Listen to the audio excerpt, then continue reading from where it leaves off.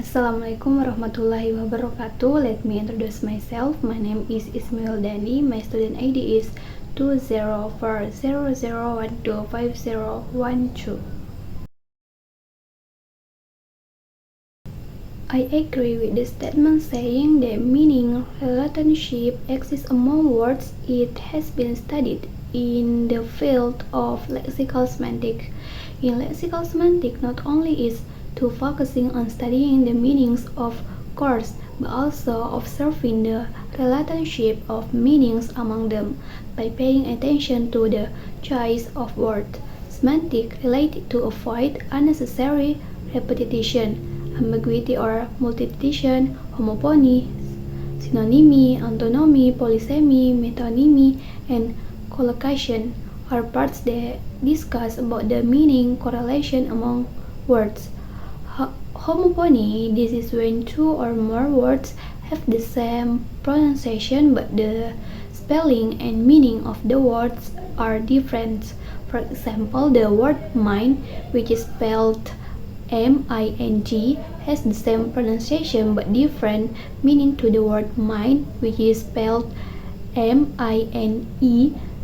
Synonymy, so this is when two or more words in the language exactly or nearly have similar meaning that some parts of speech but different in spelling. For example, the word get and obtain may have similar meaning depending on the context.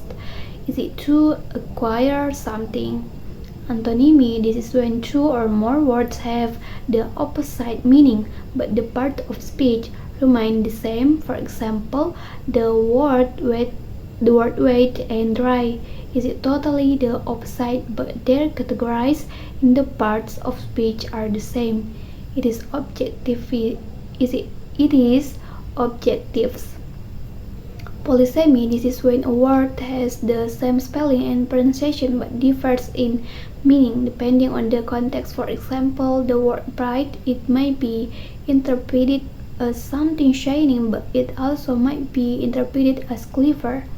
Metonymy, this is when two or more words have meanings are generally associated with certain object or concepts.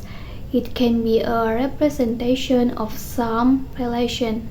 Collocation, this is when two or more the words are meaningful combined and they used together in natural language. Sentential semantics focus on studying the meaning of phrases, clauses, and sentences, and the relationship of meaning among them.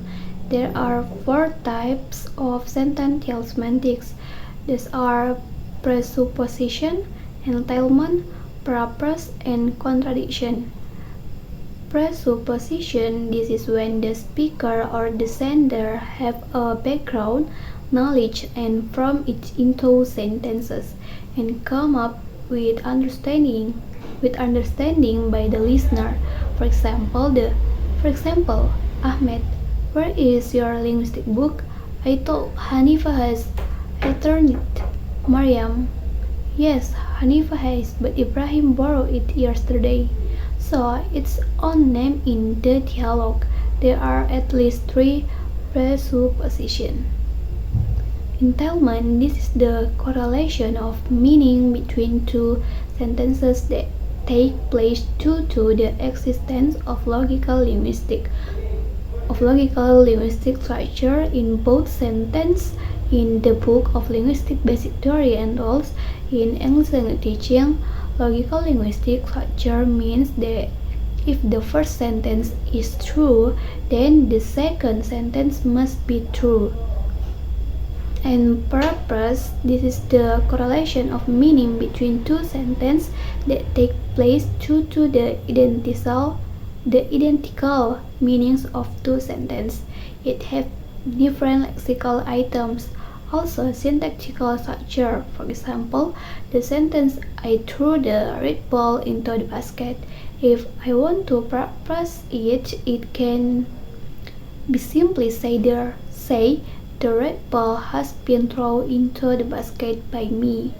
Contradiction, this is the correlation of meaning between two sentences that take place due to the different or opposite meanings of sentence which contain contradictory information. For example, the sentence "My grandfather is living his best life" is contradicted to sentence "My grandfather has passed away."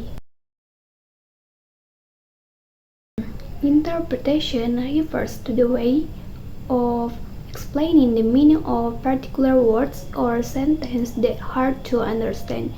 In order to understand the meaning of word, phrases, and sentences correctly, we have to at first make interpretation.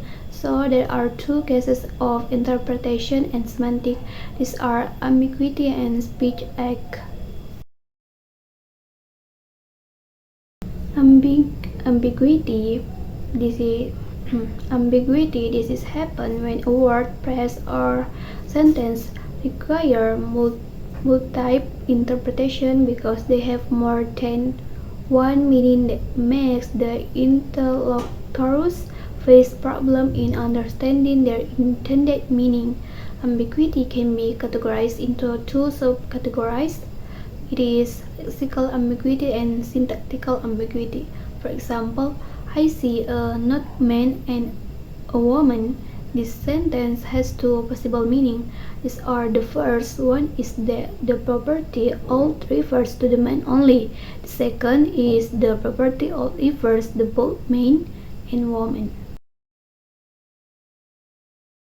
Speech act, this is refers to an information that by a speaker, but also show an action or function such as apologizing, thanking, requesting, complaining, refusing, ordering, inviting, and other. For example, I will throw a barbecue party tomorrow.